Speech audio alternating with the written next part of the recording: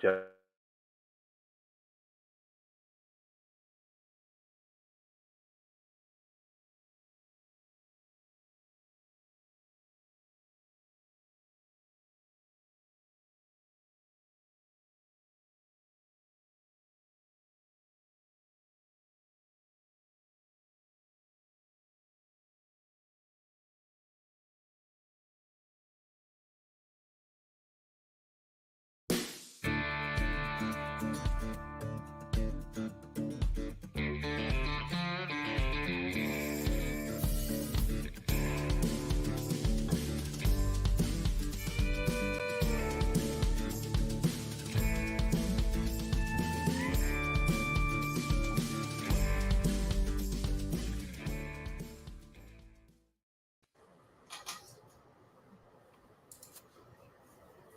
You're on mute again, Dan.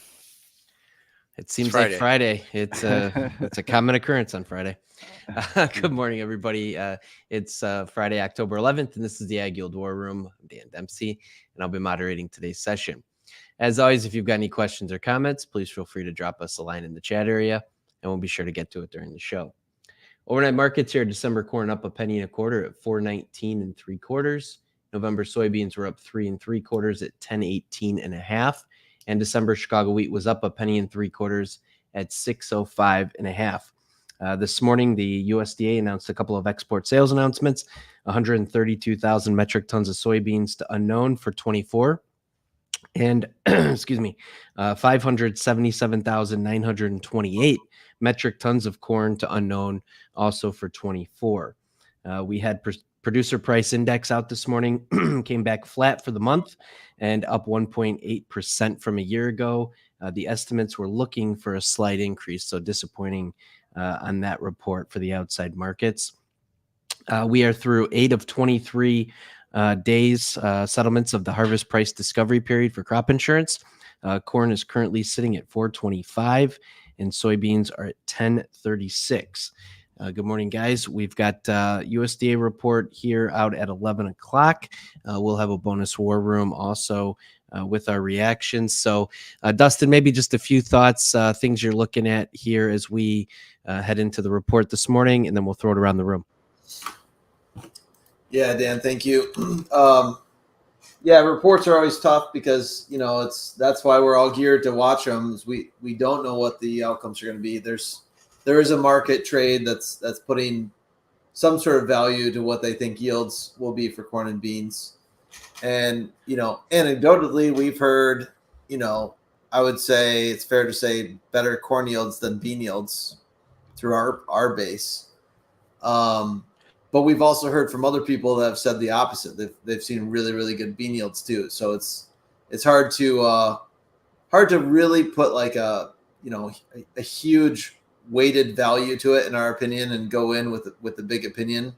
So you can get wrecked with that, especially when you're talking about this time of year for a WASDE report. We're just starting to get some real data from growers, and that's what the boots on the ground, why these reports are so important, is that the data is a surprise sometimes.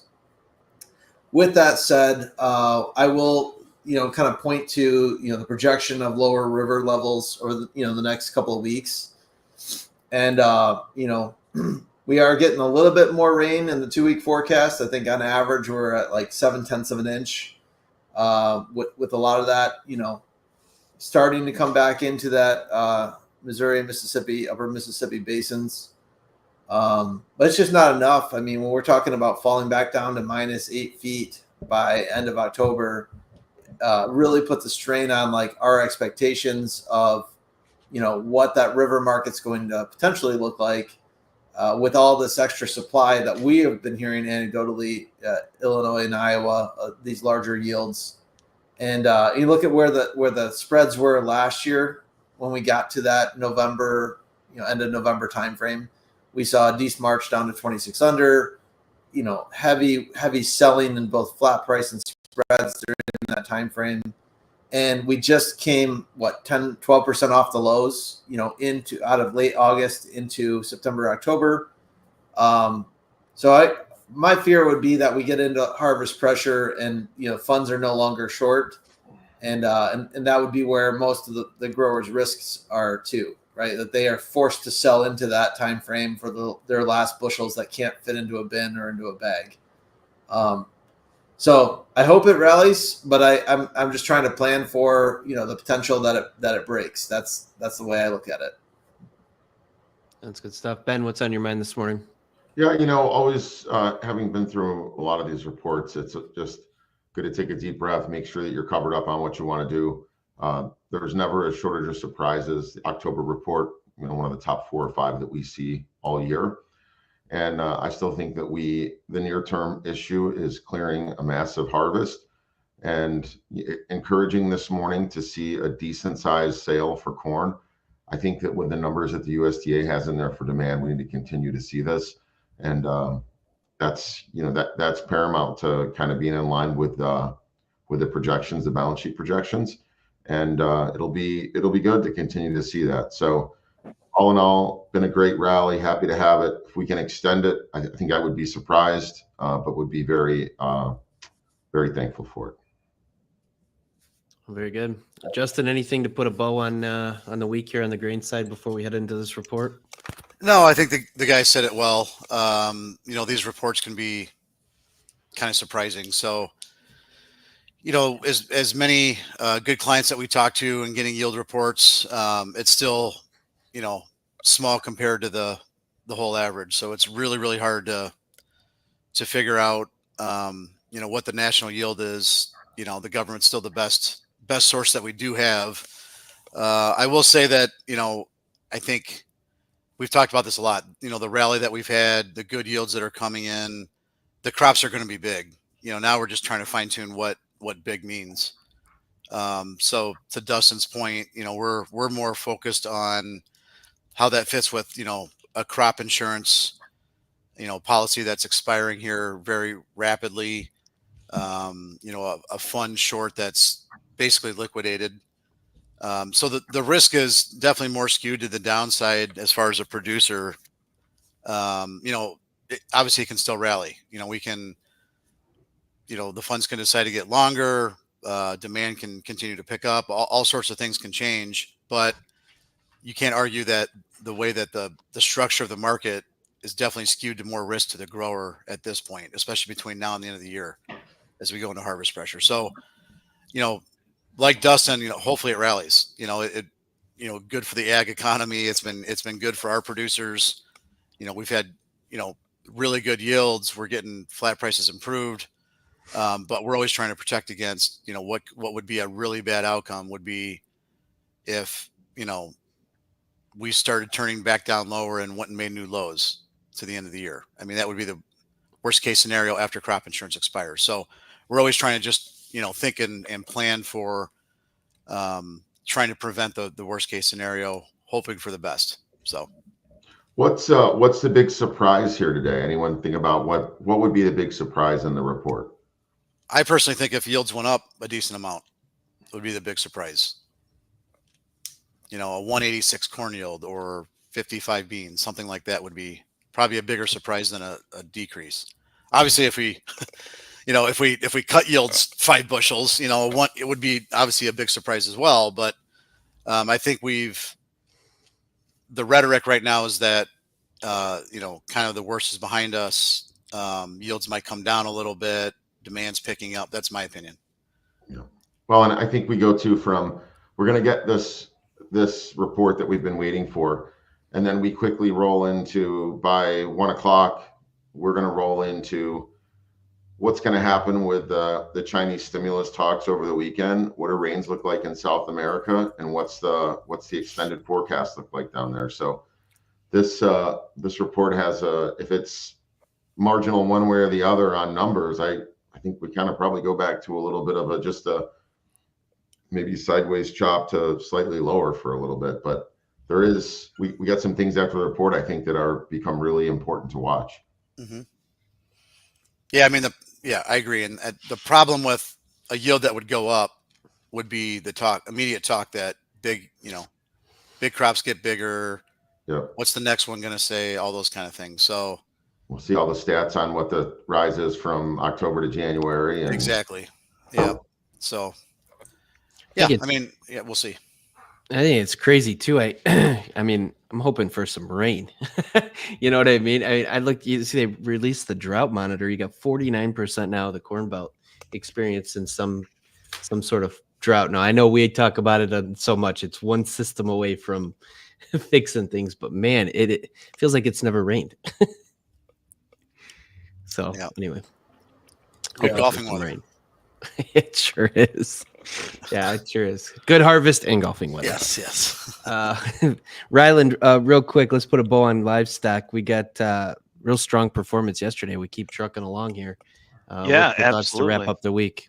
Yeah, I mean, overall, cash trade started to pick up yesterday. 186, 187 live in the south. Looked like 296 in the north. So it was about steady to a buck higher. I was personally a little disappointed. I thought we were really going to try to push things up towards 188.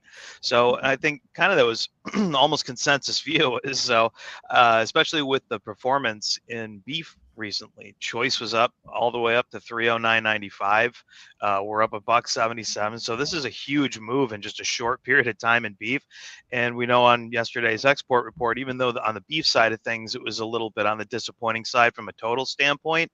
You know, China took 4,200 metric tons. So they were kind of the bigger buyer. So I think with them in the market here and then kind of ramping up and a lot of the stimulus talk, I think that's a real good justification for kind of what we're seeing in the marketplace right now. So it's going to be it's always kind of hard to fight that sentiment and just kind of fight that direction, but some really good opportunities here, I think, overall, just to kind of protect yourself, especially if there's a big reaction in corn today. You know, feeders are going to be watching for that kind of big up or big down. I mean, we're on this really nice rally, so it just kind of makes sense to kind of lean more towards maybe some risk preservation or protectionary measures just at this point on the cattle side. But yeah, I mean, another up and open interest. I mean, clearly the trend is good, and there really hasn't been a good reason for it to falter at this point. So we had a similar kind of trade in the hog market as well. We kind of started weak, and then we popped right back up to a new high. I mean, exports were really strong again. So overall, it just seems like we've got some really good buying here of U.S. products, and I think that's really been the big support in the market overall. I mean, we cutout was a little bit lower, but the market just really seemed to shrug it off. So it seems like with just what's been going on in the U.S. dollar, what's been going on with all the chatter, I mean, it really feels like there's a big base right now just for, or at least a strong case for just kind of a good demand bull market right now. It just really lends itself to better opportunities down the road and some, you know, really good hedging opportunities, in my opinion. So we'll see if there are any updates in cash, especially on the cattle side, that are maybe surprising before the day is over. But yeah, I mean, it's been a good week overall for cattle and hogs. Very good. Appreciate the update. It is Friday, and we're thankful to have Brian back in the mix here, so he gets to bring us his Fun Fact Friday. Thanks, Dan. Happy Friday, everybody. Glad to be back here. Keeping with the harvest theme today, we'd be remiss not to talk about John Chapman. Who's John Chapman? Everyone knows him as Johnny Appleseed. He's actually a little bit different from the portrayal that Disney put out there. He was actually a very shrewd businessman. During the early 1800s, the Northwest Passage, Northwest Territory, he would actually get ahead of the settlers that were coming and plant these apple orchards. And then when they arrived, he would sell it to them. You know, you got all these warm and fuzzy feelings. Oh, look at, they all have this fresh fruit to eat. Not so quick. When they bit into them, they would spit them out. So they were called spitters. They were just too tart. So you couldn't eat them, but you could turn them into hard apple cider and Applejack whiskey. So put it in perspective, back then, the frontiers would drink about 10.52 ounces of hard apple cider a day, which today an average American would drink about 20 ounces of water a day. So people were pretty messed up, I think, back then a little bit. They're drinking a lot of hard apple cider every day. It was a form of just, they couldn't drink water back then. In the 1800s, all the water had bacteria in it.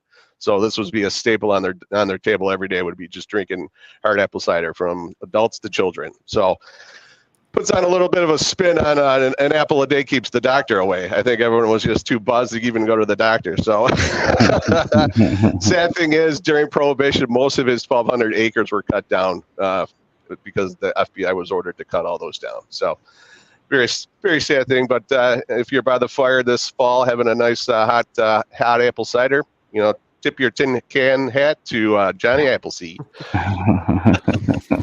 He was the one that wore the pot on his head, right? Yeah, I think that's where he was making some hot apple cider with Cooking it up after. the cider. All right, Yeah. that makes a lot of sense now. I always wondered about that. He's a bootlegger. Happy Friday, everybody. Brian's back. All right. This is good. Very good, Brian. Thanks for that. A couple of things, just one more time. We got the USDA report. It's going to be out at 11 o'clock Central. We're going to have a bonus war room at 11:10. We'll have our reactions, go through the numbers, and take us into the weekend there. Just opened the markets. We've got December corn now up 3/4 at 4.19 even. November soybeans are up 4 and about 4 and 10.18 1/4. And December Chicago wheat is up a penny at 6.04 3/4. We appreciate everybody that tunes in on a daily basis. If you wouldn't mind, throw us a like or subscribe. Doesn't cost you anything to do so. It'll keep you up to speed on everything AgYield. And as I said, we appreciate everybody that supports and tunes in every day to the War Room. Every day that the markets are open, we're streaming live on X, Facebook Live, and YouTube Live, 8:15 Central Time. Appreciate the thoughts and comments here this morning, guys. A good conversation. We'll be back at 11:10, and so we'll talk to you then. Have a good day. The War Room is proudly presented by AgYield.